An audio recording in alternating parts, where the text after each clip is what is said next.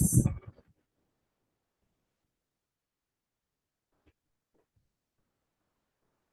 Hello, everyone. Hi, Shilpa. How are you? And everybody who would be watching. Today we have none other than Amrita. And I'm not confused. Should I say Amrita Joshi or Amrita Lands? So she is actually Amrita Joshi, but we all know her and she's more popularly known as Amrita Langs. And it is a surprise, or no surprise actually, that the Langs comes from her knowing so many languages. 27 is her last count, and which includes foreign languages, English, and few Indian languages as well. So, Amrita is a homeschooling mom. I have known her for being in a very lovely journey of mindfulness. And I think today will be a great session. Amrita, over to you. If you could just talk about yourself a little more. How did you get into it? Wow. Thank you so much, Andrila. Thank you for the sweetest introduction. Uh, yeah, so I am into languages, as you all know. How I came into languages and how this journey started was I would simply put it up as over a cup of chai and some biscuits and a dream to make friends all across the globe was all where it really started, wherein I literally accepted the challenge that, yeah, okay, I want to learn or I will learn languages across the globe. But then the journey after that, after this, kind of challenge, that challenges are very easy to take, easier said than done, like you say. Um, so it was very easy to say that, oh, I want to learn all the languages around the world. But when it actually started, it all started with eighth standard French in school. And surprisingly, in schools that time, they used to check our English marks to get into French, which what connection is there, I don't know till date, but still it was a criteria back then that they used to check our English language marks, and then they used to decide whether the person is fit, the student is fit for French language or not. What I learned French in school was, I think so, nowhere closer to the real life French, real world French, because it was more to do with scoring marks or more to do with mugging up spellings, and never knew the real pronunciations, never knew a thing about the culture, nor was there any internet back then. And we didn't have computers or easy access to Google or Chat GPT and just find out what is the culture. So obviously that language knowledge was just very that just to brag in front of 10 people that, oh, I'm learning French, nothing more than that.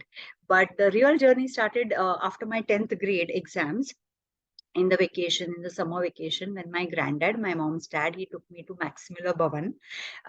That is the place where people learn German language. So it was like, I don't know, Andrila, to tell you frankly, whether I fell in love with the building, Maximiller Bhavan building, or the professors over there, or the language in itself, or the culture, or the songs. But from then, that when I started learning German, there was no looking back. Uh, Probably because, I started to understand that language is more than hi, hello, how are you, and just translations. Language is beyond words. Language is understanding people, understanding culture, and also respecting our own mother tongue and our own language and culture. So these are the things which I started to realize very slowly, gradually, that when I learned that, oh, German language has three genders, and that is the time I discovered that, yeah, I mean, knowingly, unknowingly, in my, I mean, Marathi is my mother tongue. So in my language, in my mother tongue, we do have three genders. And it never occurred to me that I had to mug it up that it is to pankha, ti khurchi, te table. I never had to mug it up to remember these genders for non-living things, nor did I question it. But when I started learning German, I discovered that, oh, it was always there in my language. I never questioned it. I never thought about it. So, this thinking about thinking kind of process, this metacognitive process kind of started in my brain when I started to learn another language. And that's the beauty of learning a language. So I would say it kind of opens doors to our own language. It kind of reintroduces us to our own languages when you're learning a foreign language, and that's exactly what happened with me. Then after that I learned Japanese, and then it was Spanish, and one after the other. Why I ended up learning so many languages and how I ended up learning so many languages is what is, languages are like a family. They are like sisters, and there are like brothers, and there are like parents, and there are like uncles and aunts. So it's like a massive big family. And what happens is, to give you an example, so my mother tongue is Marathi, and I have been born and brought up in Mumbai. So being in Mumbai, you obviously, there are a couple of languages which commonly fall on your ears. For example, there's Gujarati, there is Hindi, obviously, and these two languages you tend to pick up. You probably won't be able to speak well, but you understand fairly well what is happening around you. That's exactly what happened in my brain as far as the Latin based languages were concerned. So when I knew French, and when I wanted to learn Spanish, I discovered that Italian is not very far away from these two languages. So that's how I ended up learning so many languages. So many a times people also think that, oh, how come you never learned Indian languages? Is it that you don't respect Indian languages, or is it that you wanted to just do business and earn more money, that's why you learned foreign languages? But primarily the reason is that I started with the foreign language journey, and I started to search their families. Now, when I was searching for their families, obviously it was the European connection or the German, Indo-German connection. But when I'm saying this, let me, also share a very interesting fact that language like Japanese is very close to Indian language. It's another, Japanese is like a sister of Indian language like Hindi or Marathi. And no one will ever think or believe that Indian languages like Hindi and Marathi have so much similarity with Japanese, because looking at their script and pictures, we generally feel that, oh, That's very interesting to know. yeah, No? yeah. So I also thought about the pictures. pictures, because And the yeah, pictographic script is very similar to Chinese, but the grammar or the phonetical part, or the pronunciations or the syntax is very much similar to Indian languages, especially Hindi, Marathi, Gujarati. Now, while I was finding these similarities, and then meanwhile I had started teaching. So initially I started teaching as in helping others, just to stay in touch with my other languages, because you tend to forget. And then I actually started teaching, translating, and interpreting eventually. uh, uh, that was like my full-time working profession, like where I was giving corporate trainings uh, for various required languages. I was doing corporate translations, legal. It was what do you call technical translations, medical transcripts. It was translations for cartoon films. So all sorts of things of course. was Now that's a big involved with thing. that. So yeah, that's about my For journey. all the young audience who will watch, I want to ask, do you know Korean? Do I know Korean? Oh, Yeah. yeah. So, no, I don't. I know Okay. Japanese, but yeah, I So there had would be some started learning. audience who would love to know that. Where does the Korean, okay. So jokes apart, in fact, I'm glad you busted one myth in my head, and I'm sure a lot of people have that myth that languages are learned only in the early years. Yeah. So that's always people say in the first 5 years, first 10 years, and then you lose the ability. But with your journey, what I see is you learn language only after you Yes, passed your. what you said is right. In fact, I would like to shed light on that point because it's a very good point, Indrila. Many a times, especially nowadays, I see a trend wherein, even 2-year-olds are sent to so-called classes. I don't know even, I mean, why would anyone have classes for 2-year-olds? But there are, it's very scary for me. But anyways, there are classes for 2-year-olds where they are taught foreign languages.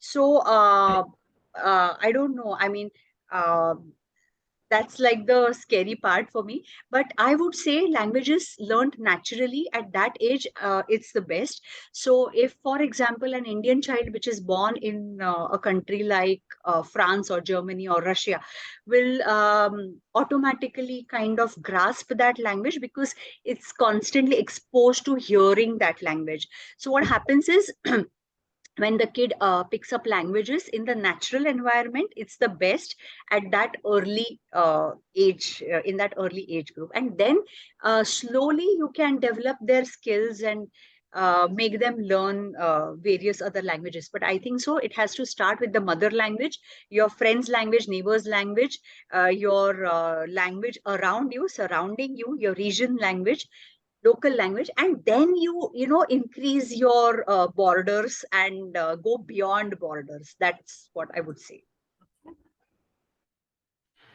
So, Amrita, this is Ajay here. Okay. I have been working with TCS, and, we have a huge demand right now Yeah. in India for language conversion. Okay.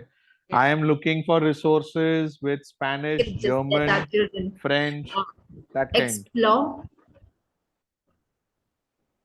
I'm sorry, Andrella. Yes. Hello. Hello. Hi, Mahita. Oh, hello. Hi. Hello. Hi. I think Ajay Hi, wanted this to is. ask some question. Yeah, we could Yeah, not Yeah, understand. and there Sorry. was a Yes. lag, I think so. So there was an Yes. overlap it of, got stopped. yeah. Okay, let me ask this question. The question is that they say at the early age you can actually learn more languages, Yeah. right? Is that something that you have seen or come across people who have picked up multiple languages from early age? Because see, right now in schools, if you go, some school is focusing on French, some school is focusing on German, someone is focusing on Chinese, right? They are probably doing it as one language, as a foreign language for the child. But what is that theory, right? You just said that at early age you pick up the Yes. mother tongue. But Yes. what about other No, languages? so Are kids? early Yeah. age kids can pick up whatever they are exposed to. They are like a SpongeBob. They are like a sponge. They are going to Yeah. absorb whatever you throw at them. So, Exactly.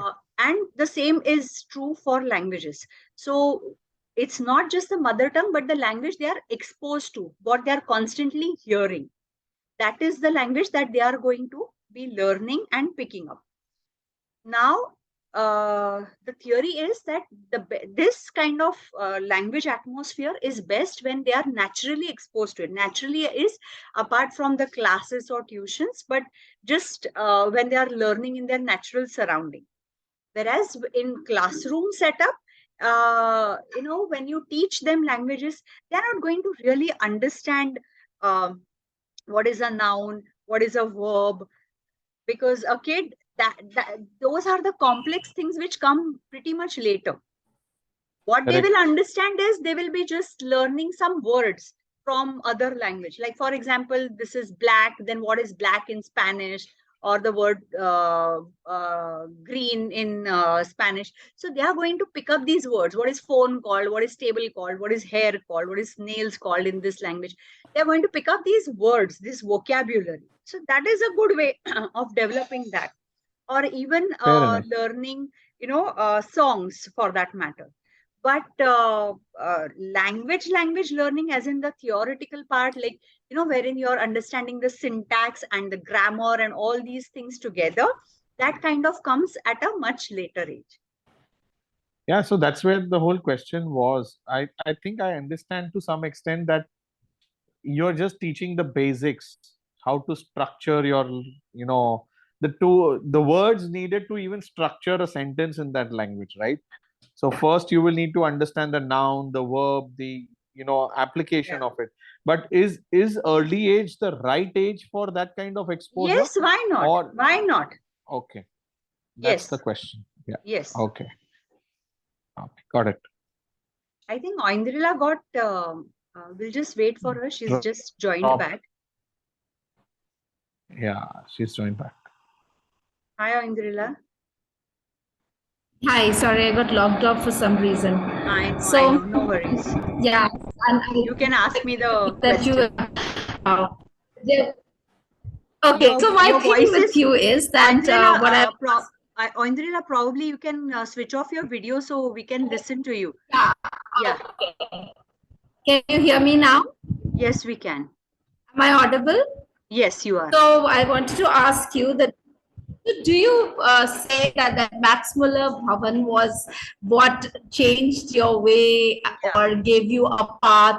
So I wanted to actually deduce this fact because many a times we always feel that our inspirations can come from anything around us, right? So is Right. that how it happened for you, or did you have certain kind of coaching or certain kind of counseling, or somebody told you that there's a great future in this language if you study? Was it a planned process, or you just took it as it came? So, well, was there an inspiration or, like a inspirational person in the language field as such? Then no. But because I was not much aware of this kind of, that what is happening in this language field, or there are going to be a lot of opportunities in this field. Uh, but I just knew one thing, like I said earlier, it was more to do with I want to learn a lot of languages because I want to make friends with a lot of people. I want to meet a lot of people. I want to travel to a lot of countries. It was primarily that.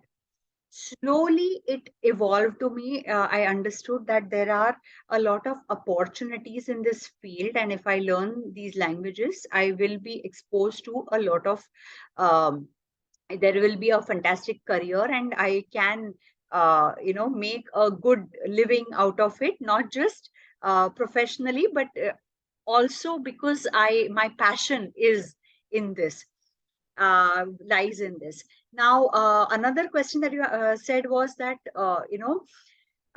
was it just I mean, what was that trigger that was it just Max Muller Bhavan? So there were a couple of things that happened when I started learning. There was also a little bit exposure at home, in the manner that, so my granddad, my mom's dad, he had like a massive big library of books. So as you can see, we still have a lot of books. I'm always surrounded with books, so we have a lot of book collection, and he had some Russian books and some German books, and he knew a little bit of that language. He was not very fluent in it, but he was while I was used to go through those magazines, it was somewhere there that, oh wow, this Russian script looks really different. What is it?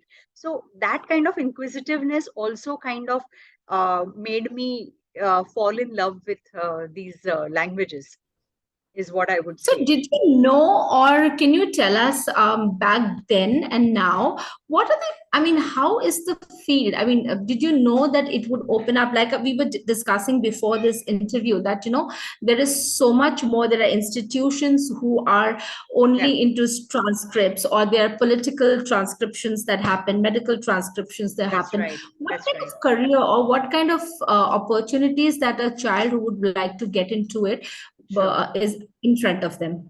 So earlier, there were a lot, I would say, as in there was a lot of translation work that was there. still there. Okay, I will come to the now part, present part. Okay, so there are translations. Obviously, everyone knows that you learn a language, you get into translation. You learn a language, you can become a teacher. You learn a language, you become an interpreter. And today, with the apps like Google Translate, and there is Chat GPT, and then you feel that how is the human translator going to compete with them? But there is still hope, and there is still the AI has not been able to compete with the human cultural or the nuances or the spoken nuances or the emotional side of language. And that is where human translators or human interpreters come in the picture. There is a massive demand for translations, not just to translate the technical documents, legal documents, when there are contracts happening between two companies, two international companies, there are two businesses that are merging, there are, More so now. More so now, because there is so much. When we are talking about the people coming together, when the world is coming closer, we are talking about globalization, and languages kind of connects you with the people. And not just that, but Google Translate can probably just help you, give you like vocabulary translation, like a quick dictionary, I would say.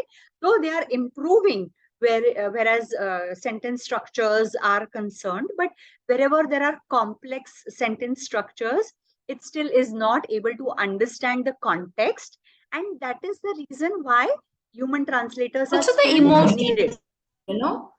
Yes, that is a human and emotions come. Correct. Human emotions play a bigger part, in bigger the role language in when you poetry. Sorry, your voice is breaking, Indrila. I can't hear you. So I was saying, so example, can you hear me now? Yeah. Am I audible? Yes.